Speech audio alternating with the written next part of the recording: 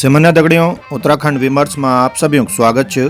मैं नौ च मुजीब नथानी और आप सब मुजीब नथानी दगड़ी देखना लग्या छन आपक अपनू उत्तराखंड न्यूज 24.com। आज दिन बार 14 जनवरी 2023 छनछरक खबर सारिन छन की। देखिए, पूर्व में यूके SSSC में भर्ती से संबंधित कुछ अनियमितताएं सामने आई थी। उसके परिप्रेक्ष्य में माननीय मुख्यमंत्री महोदय द्वारा जितने भी परीक्षा माफिया हैं जो पेपर लीक कराते हैं उन लोगों के विरुद्ध जीरो टॉलरेंस की नीति अपनाने का निर्देश दिया गया था।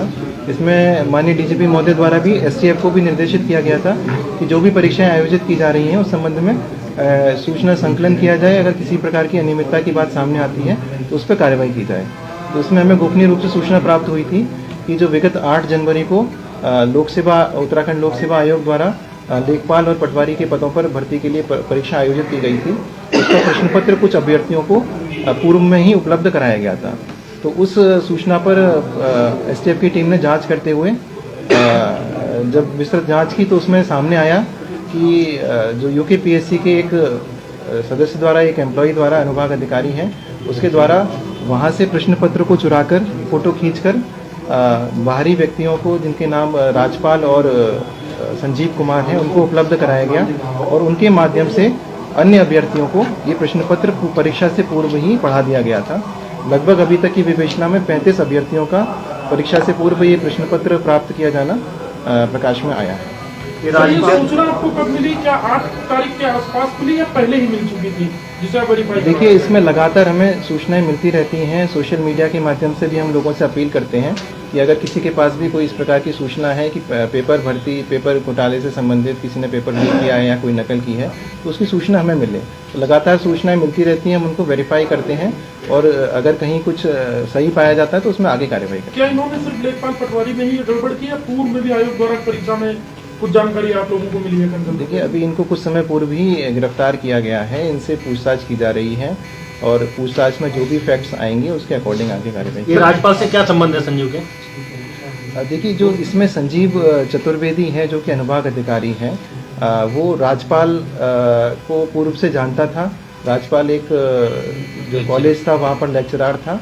वहाँ पर इसके जो रिलेटिव थे संजीव चतुर्वेदी के, वहाँ पर अध्ययनरत थे। तो वहाँ से इनका संपर्क पिछले 5-7 साल पहले स्टार्ट हुआ था और यही संपर्क था। बाकी जो अन्य संजीव कुमार हैं और राम कुमार हैं वो राजपाल से लिंक है। सर, ये कहाँ से गिरफ्तार हुए, बरामद की क्या कुछ? देखिए, इनको अन्य अलग अलग क्षेत्रों में से गिरफ्तार किया गया है हरिद्वार में, जहाँ जहाँ के निवासी हैं। और इसमें जो अभी क्योंकि टीम्स हमारी बाहर हैं, लगातार बरामदगी के प्रयास चल रहे हैं। जो अनुभाग अधिकारी है संजीव चतुर्वेदी, उसकी अभिरक्षा से 22.5 लाख रुपए अभी तक हमने बरामद किए।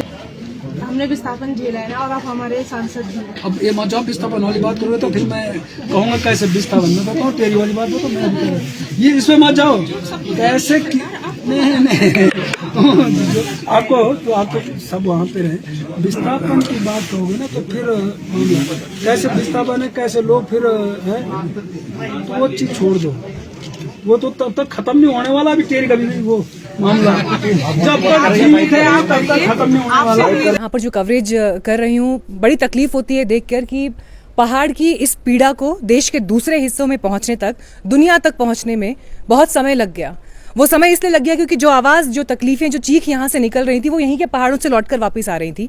एक ऐसा वक्त जिस समय में मंदिर, मठ दरारों की भेंट चढ़ रहे हैं, लेकिन वो सारे लोग जो खुद को हिंदुत्व का झंडा बरदार कहते थे, जो ये कहते थे कि हिंदुत्व के लिए हम कुछ भी कर देंगे, इस देश में जहां पर एक एक्ट्रेस के भगवा कपड़ों को देखकर लोगों को तकलीफ हो जाती है, लेकिन यहाँ इस जमीन पर जो सबसे बड़े प्रतीक नष्ट होने के, विलुप्त होने के कगार पर खड़े हैं, उनकी परवाह किसी को नहीं दिखाई दी। और ऐसे समय में उन प्रतीकों से लेकर, लोगों की जिंदगी से लेकर, इन पहाड़ों और नदियों को बचाने के लिए लड़ रहा है एक कॉमरेड।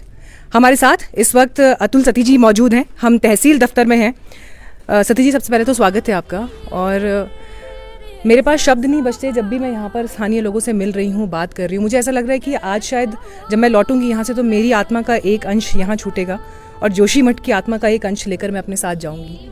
लेकिन आपने जिस तरह से इस आवाज़ को बुलंद किया, वो आवाज़ जिनके कानों तक पहुँचनी चाहिए थी, पहुँचते पहुँचते बहुत देर हो गई, बहुत देर हो गई। आपकी तो आत्मा का एक अंश है। हमारी तो आत्मा ही है।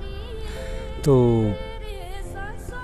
अब इसमें तो अब बहुत ज़्यादा कहा जा चुका है, बहुत दिनों से बोल रहे हैं, 19 साल हो गए बोलते बोलते। और अगर जयप्रकाश कंपनी की बात की है, जो पहली परियोजना थी, तो 3 साल वो भी जोड़ लीजिए, तो 22 साल से हम कह रहे थे कि भाई ये पहाड़ जो है कमज़ोर पहाड़, इस धरती का सीना ऐसे छलनी मत करो।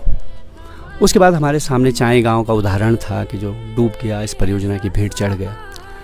इसीलिए हमने जब पहला पत्र लिखा राष्ट्रपति महोदय को 2003 में, तो हमने कहा कि भाई हमारी आशंकाएं हैं, हमने एक परियोजना के बनने पर एक गांव को नष्ट होते हुए देखा है, तो लिहाजा आप, वो तो गांव था, ये पूरा शहर है, इसकी ऐतिहासिक महत्व है, 1500 साल का इसका जो है क्रोनोलॉजिकल इतिहास है। ऐसा कोई शहर नहीं है उत्तराखंड में जिसके साथ इतनी सारी चीज़ें जुड़ी हुई, इतनी विशेषताएं, इतने विशेषण। इतिहास है, इसकी संस्कृति है, और संस्कृति भी ऐसी कि मतलब वो जो है उसका बहुत सारी संस्कृतियों का मिलन है यहाँ। उसको खोजेंगे, तलाशेंगे तो राख में न जाने कितनी चीज़ें हैं। तिब्बत के व्यापार का केंद्र रहा है, पर्यटन का नगर है ये। पता नहीं क्या हुआ है इसकी, कत्यूरी राजाओं की राजधानी। किसी ने इसको ऋतंभरा कहा कि ऋतुओं की जो है ये रानी है, इसलिए इसको ऋतंभरा कहा गया। एक ही दिन में कई बार 6 ऋतुएं हो जाती हैं, या 6 ऋतुओं का जो है यहाँ आनंद। 8 महीने ऐसा मौसम कि आप जो है 4 महीने की ठंड हम बर्दाश्त करते हुए भी, खेती बाड़ी 90 के दशक तक हम बाजार पर निर्भर नहीं थे, अपने अनाज पर निर्भर थे। कत्यूरी राजाओं के समय कहते हैं कि यहाँ अनाज के भंडार थे, यहाँ गधेरों पर जो है घट चलते थे सैकड़ों। तो ऐसी स्थान का फिर शंकराचार्य आ गए, उन्होंने फिर और इसको दूसरा महत्व दे दिया। न जाने कितने लोग आए यहाँ और यहाँ के होके रह गए। हम सब लोग भी 100, 200, 300 सालों में आए और इस प्रकृति को देख करके यहीं बस गए, यहीं रह गए, और आज जो है ये नष्ट होने के कगार पर खड़ी है। तो हमारी तो आत्मा ही जा रही है सबकी, तो हम क्या कहेंगे, हमारे पास क्या है कहने को। ऐसी सरकारें जिनको आपने कह दिया, जो धर्म के नाम पर आई, सरकार सत्ता बन गई, और उन्होंने जो है इस पूरी सभ्यता को ही, ये तो बड़ी सभ्यता है, उसको ही नष्ट करने के मंसूबे पाले, और लगातार हैं वो मंसूबे। सभापति जी, इसके साथ एक और प्रश्न खड़ा हुआ है, विकास वर्सेस विनाश का। उत्तराखंड में विकास के नाम पर जो होड़ लगी, प्रकृति से छेड़छाड़ करने की, पर्यावरण को प्रदूषित करने की, नदियों पर बांध बनाने की, ये उसका नतीजा है। हम किसके लिए विकास कर रहे हैं? हम अरबों खरबों रुपया खर्च करके विकास करते जाते हैं। प्रकृति एक दिन क्रोधित होती है और ऐसी विनाश लीला करती है कि सब कुछ तबाह कर जाती है। कब आंखें खुलेंगी हमारी? क्या इस त्रासदी के बाद भी नहीं? क्या इस आपदा के बाद भी नहीं?